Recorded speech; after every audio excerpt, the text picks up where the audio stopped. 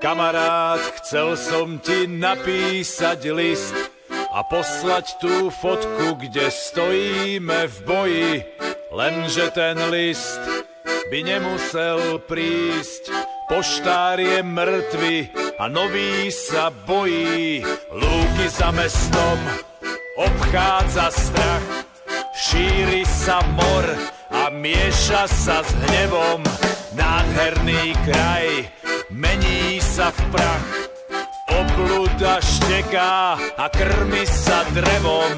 Pohár už preteká, kto vládze uteká, ľudia zo strachu opúšťajú domy. Zákon tam nestačí, plačky snú do očí, v metrovej výške vyrúbané stromy.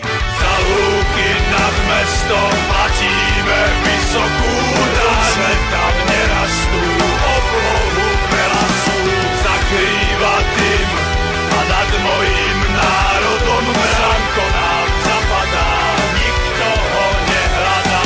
Dávno tam poštár nechodí, lebo má starého zabili, dušičku spálili. Noc je málo síta a nad mojím národom zvon bije 12. Zajtra nás prerastú.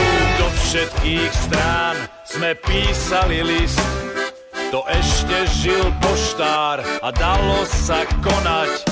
Odpoveď prišla už o pár dní, nemáme písať a nemáme stonať.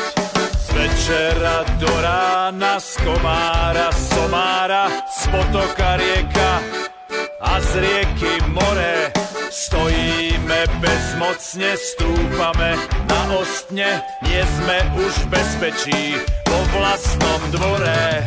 Za lúky nad mestom platíme vysokú daň, tam nerastú oblohu pelasu, zakrýva tým a nad mojím národom mránko nám zapadá, nikto ho nehľadá.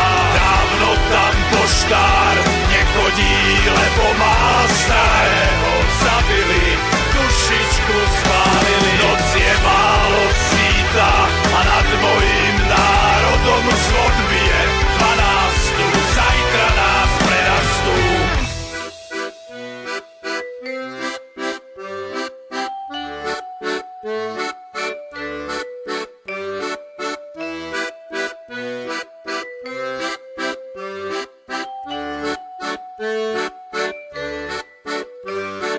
Za lúky nad mestom platíme vysokú daň, tam nerastú oblohu pelasu, zakrýva tým a nad mojím národom mránko nám zapadá, nikto ho nehľadá.